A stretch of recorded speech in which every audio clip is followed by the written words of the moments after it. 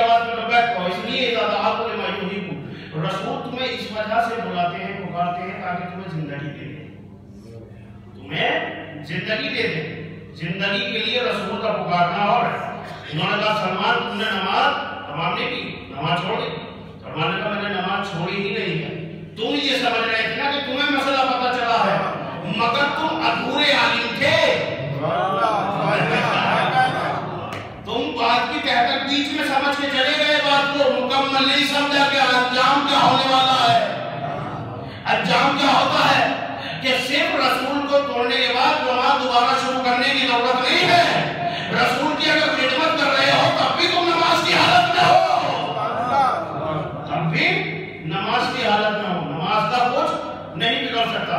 اس لیے کہ آپ سے عمل وہ انسان کہ جس نے نماز کا علم دیا، جس نے اللہ کی معرفت دی ہے، اس کی خدمت بھی عین نماز ہے، عین عبادت ہے۔ میں عبادت سے پھرا کر تھا، میں عبادت سے گیا کر تھا۔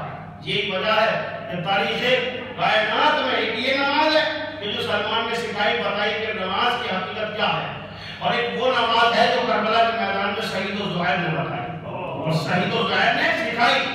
کوئی عالم یہ نہیں لکھ سکتا کہ یہ نماز کی حالت میں نہ ہو کر بھی نمازی نہ تھی۔ ہر انسان نے اپنے قلم سے لکھا کہ اس سے بڑا کوئی نمازی نہ تھا۔